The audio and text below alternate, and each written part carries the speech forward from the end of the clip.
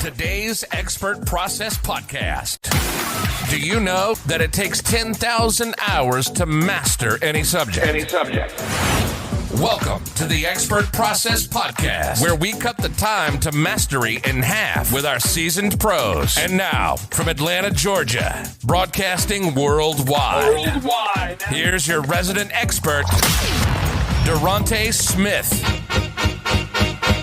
Durante Smith, back with the Expert Process Podcast. I'm so happy to be joined by a legend in the industry, someone who has a ton of industry experience and won an amazing, well, I should say 4 amazing awards last night, Kids Screen Awards, right? Yeah. We're going to discuss all that. She has a really cool company that she started like not too long ago, as I understand, right? Yeah. Okay.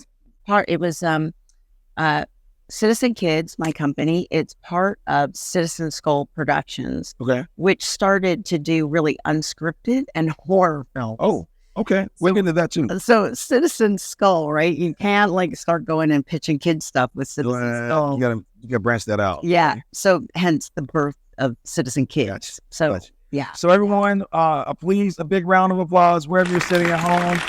Virtually, we're going to give it up for Mrs. Heather Kenyon. Thank you for being on the show. My pleasure. Thank you. So, first off, congratulations on such a big night. Thanks. And she was saying that it's a team.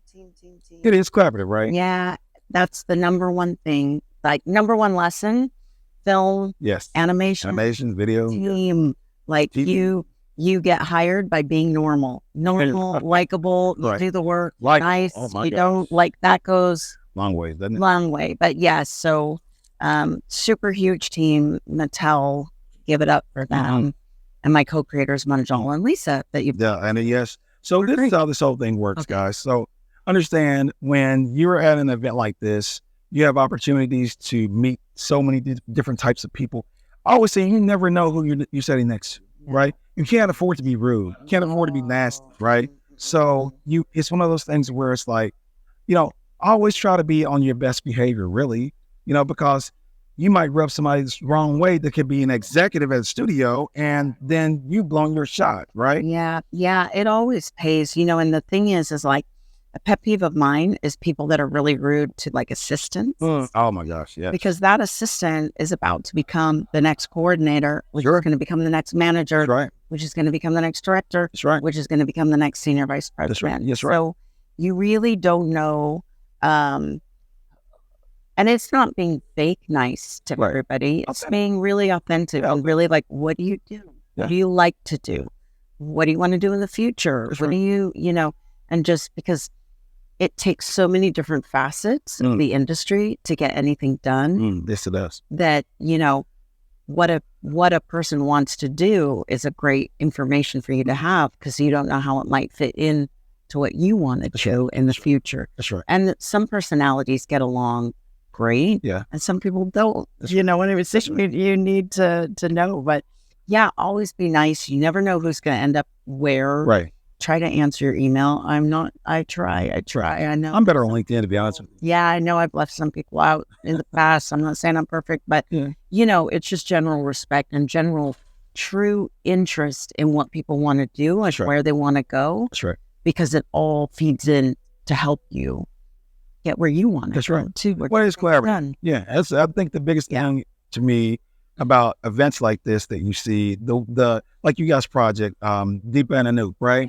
So it's the collaboration and it's the history of working together and it's everybody being on the same page with the same vision, Yeah. right? It's the synergy because it's not just that you have the artistic people, you also have to have all the other elements of it too, the business and all these other things, right? So Yeah. talk to that. Well, the thing is too, is I think you really can never assume that you're on the same page.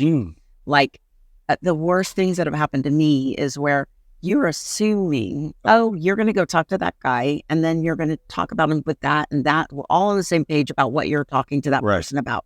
And then you don't go talk to him because you didn't really know you were supposed to. Oh, You didn't think about it. Or right. what you thought you were asking wasn't what I was thinking you were Right. asking. So it's almost like overkill Sure. on being like, okay, guys, in summary, you're going to go talk to Joe and you're going to ask him about X. And I am going to do this and we're going to have it done by this date when we're all going to have a call again and talk about what happened. Yeah, you like me. You know, you have to, because frequently you think that you're all on the same page, but it's a lot of moving parts. And then something gets dropped out or something, you know, doesn't happen how it should, or somebody's like, oh, I thought you were going to do that. And now it's too late and we're 20 minutes away from the meeting and no one reached out about that consultant. Or, oh, I forgot that note. You know, whenever you think, oh, we haven't talked to that person on the team in a while. Like that's the time to get a team meeting back together. And even if it's like, hey guys, I don't know if we even have anything to talk about, but let's just have a quick catch up, pre-market. How are we all feeling? What's going on? Just to make sure you're all on the same page. And I think that's even more relevant because we're all working in different locations. Since the pandemic, we're more split up. And also with animation, it's really collaborative. Like in all different, we do a lot of co-productions in animation, a lot more than other live action, not so many international co-productions or international pieces. So you might have a broadcaster in one country, a studio in another location in that country, writers in another country, design somewhere else. So you really, it's a lot of work just to keep all those pieces together and moving forward. And I'm kind of like, you can never communicate too much. So in the case like that, is it missed thoughts, miscommunication or bad thoughts can creep in when you're not communicating enough. I haven't heard from those people. And then you call them and they're like, oh my God, it's been so busy. I was meaning to call you. And then you're like, oh yeah, of course. We're all on the same team. Everything's good here, you know. So just communicate.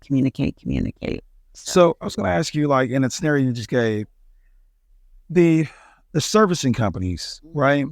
Now, how does that play into the mix? Because now, so, okay, guys, like, this is a bit of, what they call it, shop talk, right? But we're talking about now the servicing companies, because I think, correct me if I'm wrong, but the streaming, what do you call that, disruption, right, has basically almost created a free-for-all, in my opinion, because it's just like, there's so many moving components now. There's so many different ways to piece these deals together that didn't exist probably 10 years ago, right? Yeah, it's interesting because it used to be when I came into the industry, there was a real model. It felt like there was a real model. And now there's not so much of a model.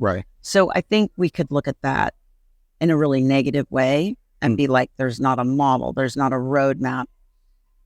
Or try to really embrace it and say, okay, there's not a model, there's not a roadmap. So how are we going to get this done?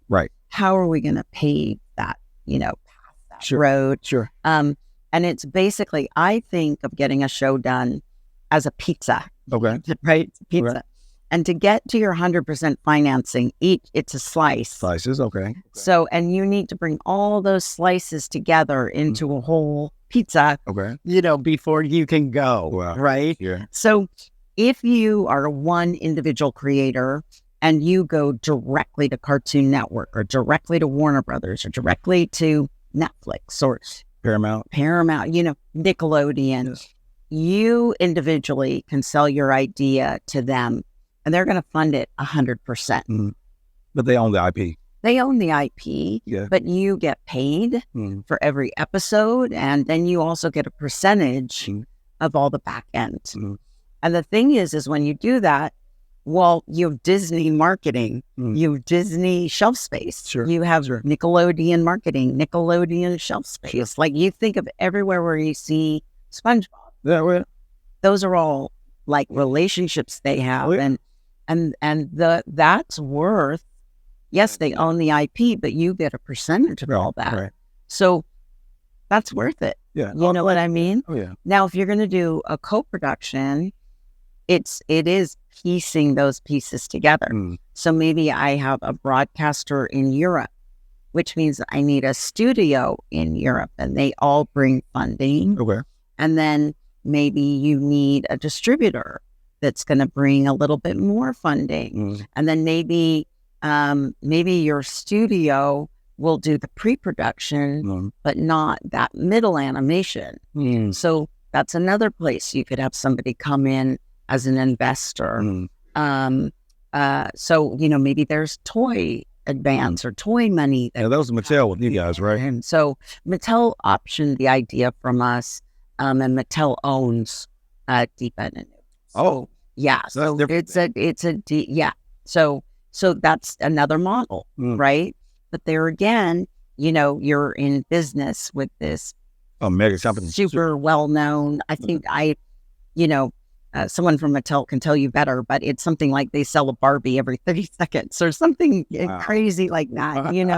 I mean, if you want to build a brand, okay, well then let's go with the people that have built Hot Wheels, Barbie, you know what I mean? So I think whenever you do a deal though, you really need to know what you're getting out of it.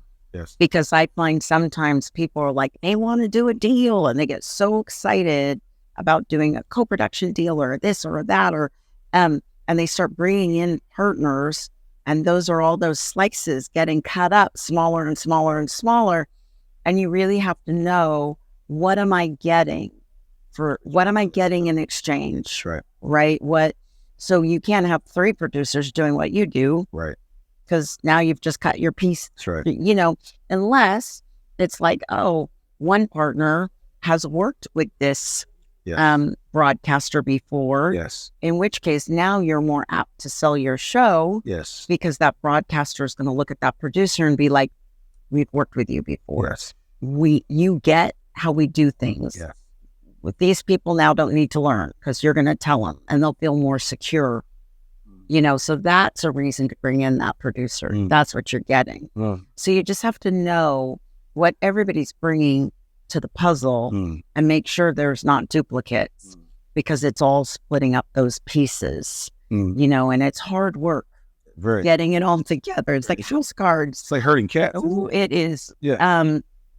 Someone once said dyslexic cats. So they're even worse, they're everywhere. Oh God. So herding cats is bad enough. Yeah. I mean, they're crazy cats. So, so you need to, you just really need to pick your partners carefully and really know who you're partnering with, and then what you're all bringing. Like, I'm bringing the IP. Oh, I'm bringing the production studio and these tax credits from this territory because this broadcaster's interested. And I'm a great distributor, and I'm going to distribute it past that territory. So you just need to make sure all the pieces you're bringing together help you get to your end goal, and not just splitting things up so you kind of end up with less upside.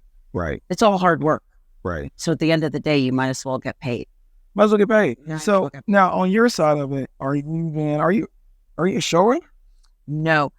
So I say, my thing that I say is that I wander around and I find ideas. Good. I wander around and all over the world. I wander around and I find ideas that I think are really unique and really special and that aren't made yet but should be made.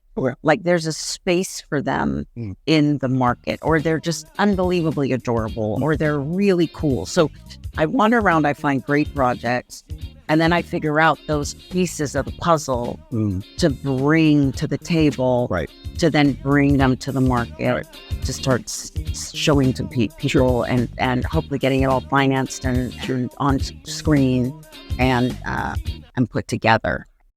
That was Heather Kenyon from Citizen Kids, coming off her Big Kid Screen Awards win, along with fellow creators Lisa Goldman and Munjal Sharaf for their preschool animation Deepa Anoop. And a very special thanks to the Kids Screen Summit, and congratulations to all the award winners for 2023. Until next time, we're out.